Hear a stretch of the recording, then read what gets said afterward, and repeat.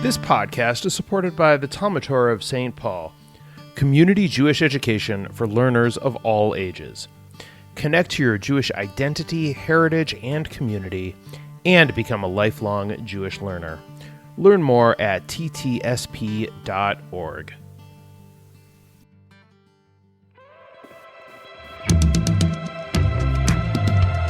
Welcome to this week's Who the Folk podcast. I'm Lonnie Goldsmith, the editor of TC Jewfolk, and this week I talked to Josh Rosard, a pilot for FedEx and one of the lead organizers of the upcoming Klezmer on Ice festival. We talk about where the idea for the festival started from, his love of flying, and how he got hooked into the burgeoning Minneapolis Klezmer scene on this week's Who the Folk podcast. But before we get started, be sure to check out some of the other podcasts Jewfolk produces, like The Jews Are Tired, where Lev Gringaz is taking a deep dive into Jewish news, Kumbah Hineni, Jewfolk's podcast on intersectionality with your host Enzi Tanner, and Not Your Bubby's Nosh, where host Micah Siva has just finished Season 1 of Jewfolk's rebranded food podcast. Go to tcjewfolk.com/podcast to learn more. Josh Rosard, welcome to the Who the Folk podcast. Thanks for joining me. Hey, Lonnie, it's an honor. Thank you. I'm excited.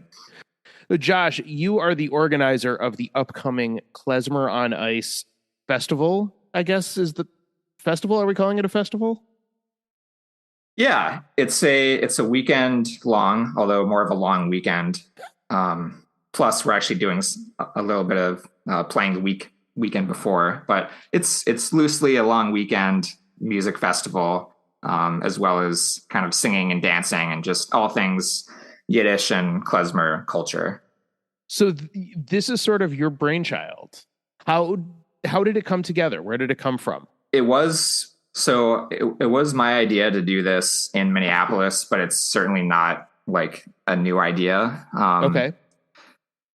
I guess what I would say is I think we'd have to back up a little bit to, I'm thinking like spring of 2021 is when people were, for the first time, like coming out of their COVID shells and kind of experimenting with what types of things we can do together as a community. And that's when I went to Sarah Larson's backyard, who is a local musician and artist.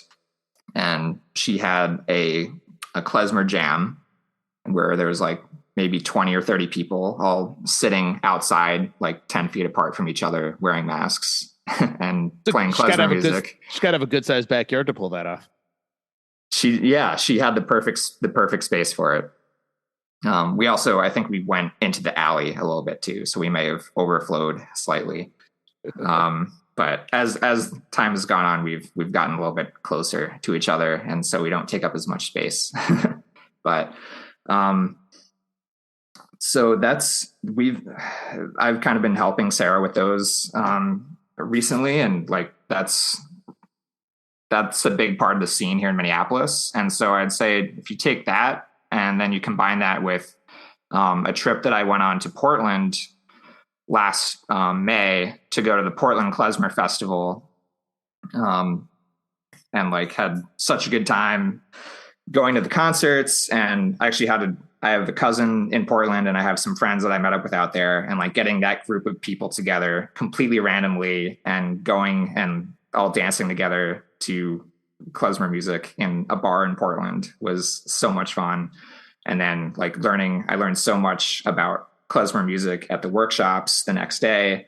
And so I came home with this idea that like we have a scene in Minneapolis, and like this seems like the logical next step is to do something like this. And so I kind of brought this idea to Sarah and the rest of the group, and we kind of just went from there. So Klezmer on Ice, the website is klezmeronice.com. It is up. There is quite a bit already scheduled right now. But why don't you tell us a little bit of some of at least the big activities that are happening through the long weekend? Yeah, there's a lot going on. It's getting a little bit hard for me, honestly, to keep track of, but it's super exciting how many different things are all coming together at once. So this is one of the first things really that we confirmed that we were going to be a part of when we were organizing this is the Art Shanty project, which is on Lake Harriet. We are going to be performing like on the ice, hence the name Klezmer on Ice. We'll be in a semi-indoor, outdoor like space structure, you could say, playing klezmer music, and we'll have like dancing, and it'll be kind of like a jam in the sense that we're open to everybody. Like you can come play an instrument, you could come sing, you could come, like we had someone who comes and juggles in the background. It's like really just a space to kind of hang out and enjoy the music. So we're going to be playing 2 weekends, the weekend before on Sunday, the 29th of January, and then again on Saturday, February 4th, as part of Art Shanty.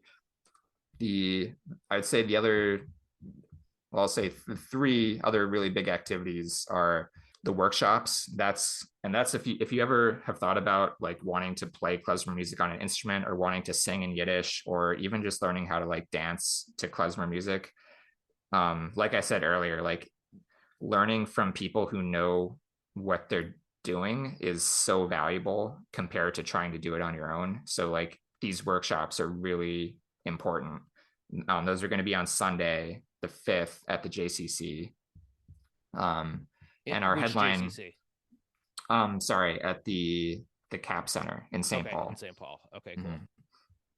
Mm-hmm. And then that leads up to our headline concert the evening of Sunday, February 5th. We are bringing in Midwood, featuring Jake Schulman-Ment, who is no stranger to this area.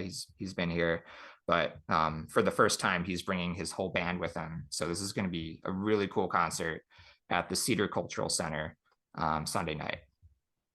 And actually, there's another thing that I should say that I'm also really excited for. Thursday night, we're doing a kickoff party at Temple of Aaron, and there's going to be ice skating. So more ice opportunities for Klezmer on Ice. So I'm really excited about that as well. That's fantastic. So it's obviously, it sounds like an incredible long weekend, and it's really fantastic that this type of program is going to be here in the Twin Cities for people to check out, because obviously, as hopefully people have read in TC Jewfolk starting last week, and we'll have more as this week goes on, as people are listening to this, the lots of coverage of the event itself, and sort of the Twin Cities klezmer scene in general, because it really is sort of, as you've mentioned, has blown up recently. It has. I mean, we went from and like a lot of this really is Sarah Larson having this vision of like, I would like to create a community in Minneapolis where we do Yiddish things like playing klezmer music. And like, so she was really the impetus behind starting this. And there's clearly demand for it, because it's kind of like taken on a form of itself in a lot of ways. And like, this is the next step, and like how everything is culminated into this is just so like cool to be a part of. So where did your interest in klezmer start from? So I grew up in Philly, in a pretty like Jewish community, and so I've been exposed to klezmer music like at bar mitzvahs and weddings and things, and like always was interested in it, but never really like dove in until probably COVID. Really, like I played the accordion since high school, and then it was sitting in my closet for a very long time, and like I was living in apartments for a while, which accordion is not like a great apartment instrument.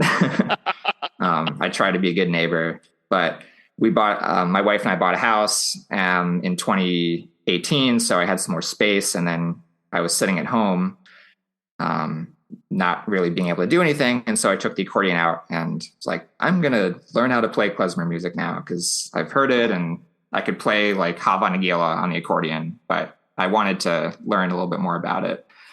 And so I got some books and was like playing through it and probably playing it very wrong. And just like according to just reading it off the page, which is not really how klezmer music is played. And then I just by chance like met Sarah and she invited me to go to her klezmer jam. And I was so shocked that there was something in Minneapolis, like, and there were other people that were also learning klezmer music. And so I got really excited to join that community, and with a little bit of help was able to like navigate like the resources that are available on the internet for learning the music that are actually like accurate and like created by people who know what they're talking about, and like connecting to other musicians who have experience playing it. And that's where I really started learning and like getting more into like, the music kind of in earnest. So you said that klezmer isn't really like played off the page like other forms of music, maybe. How is it? How does that work then? Like I'd say, for example, when I went to the festival in Portland and I was in workshops for 3 hours on a Sunday, and I learned more about playing klezmer music than I did in like a year of practicing in my basement with my book. Wow. Like if you look at the history of klezmer music, it's something that was just passed down from musician to musician, really. They never wrote it down on paper. They would just kind of learn these melodies and like transfer that knowledge. So there's so much nuance to it that like you can't really notate in the way that like traditional Western music would be written down on a sheet. So, there's certainly like resources and there's books where people try, but even like the book that I have now, which is written by Alan Byrne, who's a really respected klezmer accordionist, like he has this huge kind of section in the back of the book that's like, this is like my best try at this, but you're not going to play it right just by reading this book. Like you really have to look up these recordings and listen to how they've been played in the past. And also like, here's a few little tricks that like, when I write a note like this, it actually should be played like this. And it's just like it's really overwhelming if you're just trying to dive into it for the first time. So it's not like improv, like in a way that sort of a lot of jazz maybe it can be, but, or is it? Traditionally, no. Like the melodies are pretty set. Okay.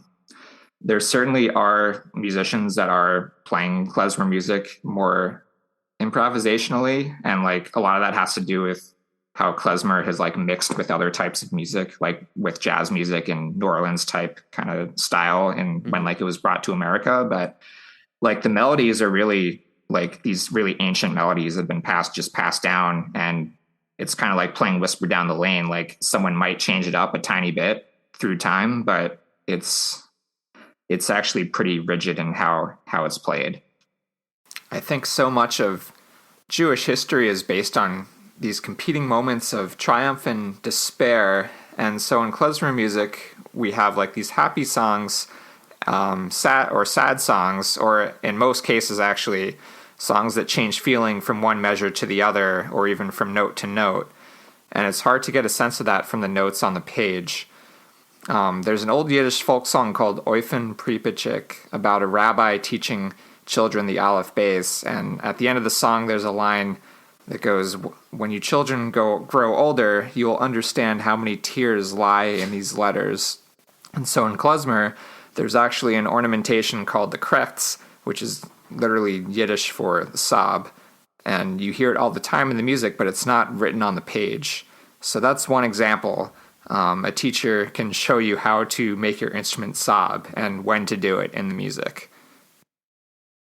Interesting. I ask all the questions related to music as somebody with zero musical ability whatsoever. So it's a totally foreign concept to me. So it's really interesting to hear and learn more about the craft of it from Sure. somebody who does it. So now the accordion, though, that is not a typical instrument that people sort of pick up, to learn how to play. How did you come by the accordion? My favorite band in high school was They Might Be Giants. Okay. They have an accordion player, and I was kind of fascinated with how they were able to like mix in accordion into a rock band. Yes. And so there's that, and then kind of by chance I was at my grandma and grandpa's place in Florida visiting, and this was when I was maybe like 14 or 15, and I found an accordion in the closet. And yeah, so it turns out my grandpa, like, who like came to the US as a kid, and then like went and fought in World War II and was in the hospital for a little bit, and apparently got an accordion while he was in the hospital recovering so that he could keep himself busy. And so there's a little bit of a family history. And so that was really interesting to me too. And so I decided to like kind of learn how to play some They Might Be Giants music. And that's really all I did with it for a while. Like I went to college, and like it's trying to find I moved from Philadelphia to North Dakota to go to college. So it was weird enough, like trying to fit in there, but like to bring in accordion and adding that into the mix might have been a little bit too much at the time. So I kind of held off. But yeah, I would say in the last couple of years is really when I've kind of taken off with learning a lot of new things and how to play music a little bit more seriously. So you said that the first Klezmer jam you went to in Sarah's backyard had like 20 or 30 people there to play. Are there a lot of accordion players in the Twin Cities who were part of that, or is it just you? There are a few. I mean, I would say there's a pretty good amount of accordion players in just the Twin Cities area. Okay. And there's actually a couple shops as well, like places where you could get one repaired or like buy a new one. There's a smaller number of accordion players who are playing klezmer music, but Okay. there are certainly ones that'll show up at Sarah's jams. Some that I know, and then every once in a while, like someone new will come that I didn't know, and they have an accordion, and I'll be like sitting next to them, trying to be their new best friend and like pick their brain on how they play it. So yeah, there's always some surprises. So you said there's a lot in the Twin Cities. Uh, I guess what other styles of music are will you find an accordion? I mean, polka obviously is probably the big one, right? That's what most people would think of. Yeah, polka music. And there certainly is polka music in Minneapolis. There used to be a band that played at Nye's. Yep. And when they redid the bar, I think the band went away. And so I don't really know what happened to them. I'm not kind of following enough to really know. I mean, there are guys like Mark Stillman, who is like kind of you can find him at gas stops when they were open, or Black Forest, like playing kind of German music, like roaming around with his accordion. So probably more, yeah, a little bit of polka style there too. There's so Soul Trouver is a local band that plays a lot of they do play some klezmer music actually. It's a duo with an accordion and a fiddle. They play Eastern European music, some Russian. So there's definitely a variety. I mean, there's of course Mexican bands as well, playing that type of music, which also, especially like norteño music, there's a lot of accordion. It's kind of like the centerpiece. Oh, interesting. Okay. And yeah, that was the world's most dangerous polka band was the The That's Nye's right. house band. Yes. Yeah. I need to figure out what happened to them. I went one time, I was at the old Nye's and they were taking requests. So I asked if they could play a song like just that featured the accordion. And the guy, the band leader, kind of got a little bit like huffy at me. I was like, you can't just request an instrument. So I think that was probably the last time I saw them before Nye's shut down temporarily. So obviously the music is sort of the side gig, or I'm not sure it's even a gig for you, probably just a hobby. Yeah, it's firmly a hobby. Okay. Yeah, I'm a learner. That's how I would classify myself. Well, excellent. So what is the day job then? What is it that brought you from Philly to North Dakota before ending up in Minneapolis? So the reason I left Philly was to go to aviation school. The University of North Dakota has one of the biggest programs for learning how to be a pilot or air traffic controller or anything else in the industry in the country. So I studied aviation and got all my ratings, and I was working at a passenger airline called SkyWest for about 5 years, and then I got hired in 2018 at FedEx, and so I've been flying cargo ever since. Which do you enjoy more, flying cargo or flying people? I enjoy cargo more. It's just less stress, I would say, and fewer worries. So the boxes don't really complain too much. I was just going to say fewer complaints from the passengers. That's exactly. That's for sure. So this is, all right. So we're talking in December. It's a couple of weeks before, I guess a week before Hanukkah starts, 2 weeks before Christmas hits. This is the busy season for you, right? For sure. Yeah. We're doing all types of shipping for holiday, like gifts, and yeah, just like e-commerce is a big part of our business. So December is traditionally very busy. What is it that led you to want to be a pilot? Flying, when we'd fly to visit my grandparents in Florida from Philly, going on a plane was like an exhilarating experience. And I got like super nerdy about it, and I started playing Microsoft Flight Simulator, like the computer game, and ended up like meeting a lot of, because I play online, like multiplayer. So like I knew a lot of other people playing the game, and that was just a passion of mine, like growing up. And I knew that that's what I wanted to do as a career, just because I'd like invested so much time into it, and like it seemed like a cool job. So that's what I did. Did the expectations as a kid match what it's currently like? That's a really good question. It's certainly not as, like, once it becomes a job, it's not as fun anymore. Like, I was playing this game for fun as a kid, and now I do it for work, and then I go home and don't think about it. But in terms of like the lifestyle, it's actually beaten expectations, I would say, because at the time that I was studying and going into the industry, it was like right after the '08 recession. And there was a lot of pilots in the industry who had been like, first of all, they were laid off after 9/11 because there was a huge contraction in the industry. And then they had just kind of gotten their jobs back. And then they were laid off again after the economy crashed.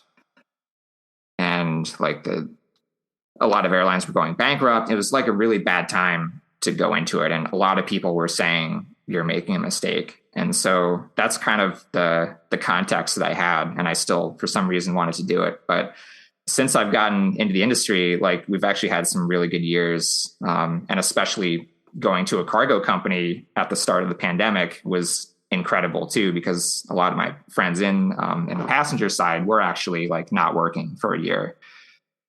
So yeah, I would say like I got super lucky. And so far, at least the industry has been like a really a really good place to be for me.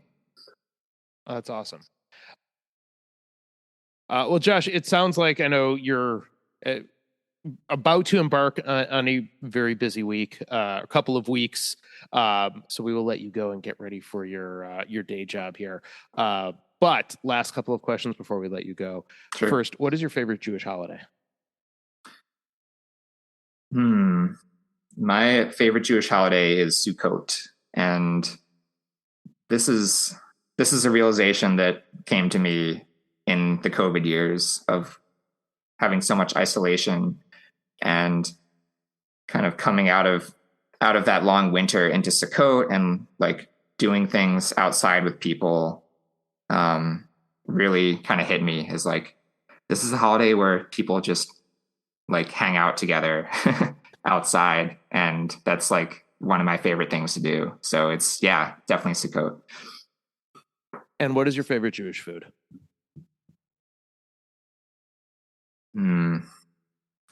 My favorite Jewish food, matzo ball soup. I mean, it's hard to argue with. It's a classic. I like trying new recipes and like also experimenting with new types of like preparation styles. And yeah, it's hard to beat. But maybe like not appreciated outside of the Jewish space so much. Like my next door neighbors are Ethiopian, and they sometimes when they're cooking would like bring over a plate for my wife and I, which is super nice of them. And then I feel bad. I'm like, oh, I should like make something traditional to bring over to them. So one time I made matzo balls and like brought them over, and I haven't heard anything from them again. So it's definitely like an acquired taste, you could say. I get that 100%. Well, Josh Rosard, Klezmer on Ice is coming up February 2nd, klezmeroниce.com. We will have a link in the show notes for you to get all of your information, where to be when, how to buy tickets for things. And it's going to be a phenomenal long weekend of Klezmer and Yiddish culture. Josh, thanks for coming on to talk about it. I appreciate it. Yeah, thanks for having me, Lonnie, and looking forward to seeing everyone there. The Who the Folk podcast is part of the Jew Folk Podcast Network, a product of Jew Folk Inc. Please subscribe, rate, and review the show wherever you get your podcasts.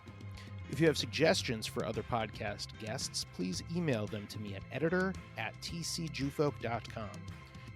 For our other shows, check out tcjewfolk.com/podcast.